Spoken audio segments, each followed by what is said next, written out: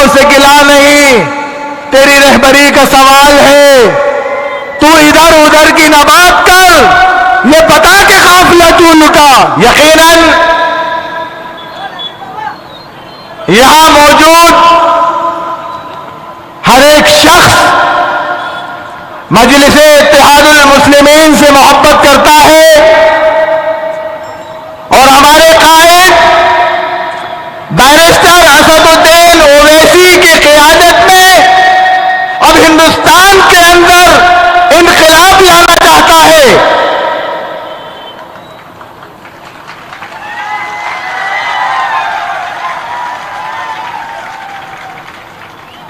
पिछले 70 सालों से जो इस मुल्क के अंदर हो रहा है, मजलूमों का कोई हामी नहीं है, मजलूमों का कोई मददगार नहीं है। हम और हमारे हमवतन भाई भी कुछ इस मुल्क में नफरत का शिकार हो रहे हैं। आज इस हिंदुस्तान के अंदर हमारे बुजुर्गों के मज़ारात इस बात की गवाही देते हैं कि उन्होंने किसी के साथ भेदभाव नहीं किया। हमारे बुजुर्गों ने इस मुल्क की खातिर अपनी जानों को कुर्बान कर दिया और नफरत पसंद ताकतों ने उसका सिला हमें यह दिया कि हमारे बच्चे आज तालीम से महरूम हैं। आज हमारे नौजवान बेरोजगार घूम रहे हैं। उन नफरत पसंद ताकतों को बढ़ावा देने वाली नामोनियाज सेकुलर पार्टियों से मेरा सवाल है कि आपने सिलो पॉइजन की तरह हमारे साथ बर्ताव किया। जो जहरीले इंजेक्शन आपने धीरे धीरे हमें लगाए, कौम मिल्लत को कमजोर करने की आपने कोशिश की। आज आपका हाल इसी वजह से खराब हो रहा है।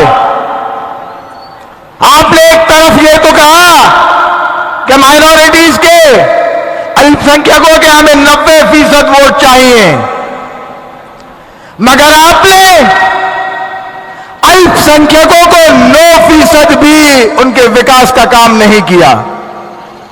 मैं पूछना चाहता हूं उन अंधभक्तों से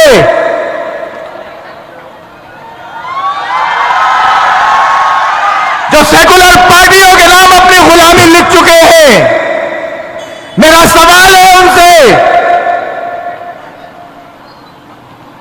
कब तक तुम जुल्म सितम करते रहोगे हमारे खिलाफ? कब तक हमें अपनी चौखट का निगरान बना के रखोगे? कब तक तुम हमें अपनी जूती की नोक पे रखोगे? यकीन जानो, यह कौम मिल्लत इस हिंदुस्तान का हिस्सा है।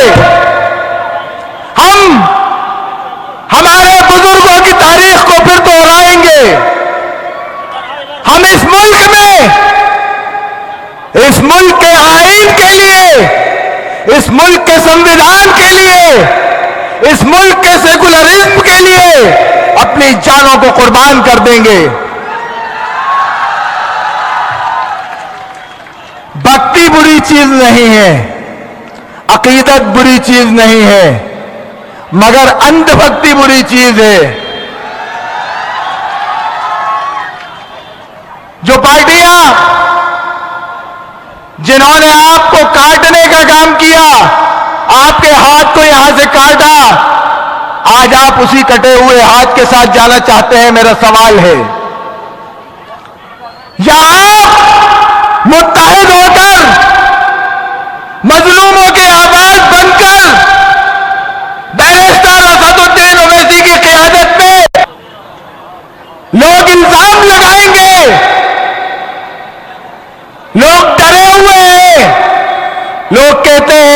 कि जहां मजलिस इत्तेहादुल मुस्लिमीन जाती है वहां वोट कट जाते हैं। मेरा सवाल है, अभी तो इब्तिदा है, अभी तो इब्तिदा है, इंतहा भी इंशाअल्लाह होगी और कामयाबी के साथ होगी।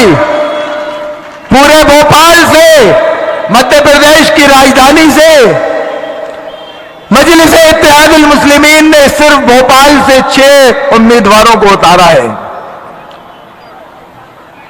हर जगह शोर मचा हुआ है कि इन 6 खादिमों को क्यों उतार दिया। यह मजलिस की नेक नियति है जहां महिलाओं को भी बराबरी का हिस्सा दिया जाता है। इन 6 उम्मीदवारों में 2 हमारी बहनें, पर्दा नशी बहनें इज्जत के साथ चुनाव लड़ रही हैं। अल्हम्दुलिल्लाह, हमारी जिम्मेदारी है इनको कामयाब बनाने की, हमारी जिम्मेदारी है मजलिस के हाथ को मजबूत करने की, हमारी जिम्मेदारी है कि आज कोई दीवाना हैदराबाद से खड़ा हुआ है, उसे क्या फिक्र, भोपाल की फिक्र, मध्य प्रदेश की फिक्र, उत्तर प्रदेश की फिक्र, महाराष्ट्र की फिक्र, पूरे मुल्क हिंदुस्तान की फिक्र। जिन्होंने हमारा ठेका लिया था अब उनकी ठेकेदारियां खत्म हो गई हैं। कान खोल के सुन लीजिए, जो मुसलमानों के वोट बैंक के ठेकेदार बने हुए थे उनकी ठेकेदारियां अब खत्म हो चुकी है। अब हम एक प्लेटफॉर्म पर आकर अपनी मजलिस को मजबूत करेंगे। हम दरी बिछाने वाले चाटुकार नेता नहीं बनेंगे। हमारे क़यादत का लोहा मनवाएंगे इंशाअल्लाह ताला। इस मुल्क के अंदर, मुल्क के संविधान के दायरे में, मुल्क के कानून और आईन की हिफाजत करते हुए यह मुल्क हमें हक देता है अपनी बात कहने का।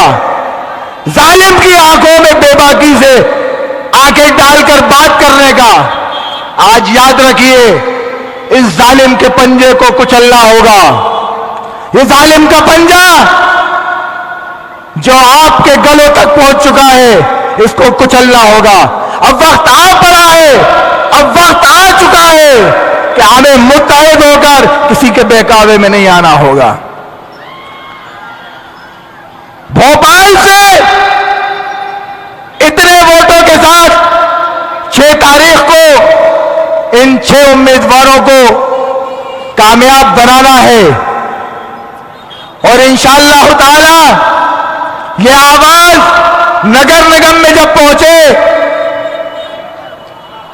तो ऐसी बुलंद आवाज बन के पहुंचे कि सारे दुश्मन, सारे नफरत पसंद लोग इसके सामने ज़ेर हो जाएं। मैं अपनी बात को इसी शेर पे खत्म करता हूं कि मुझे रहज़नों से गिला नहीं, तेरी रहबरी का सवाल है। तू इधर उधर की न बात कर, ये बता के काफिला तू लुटा।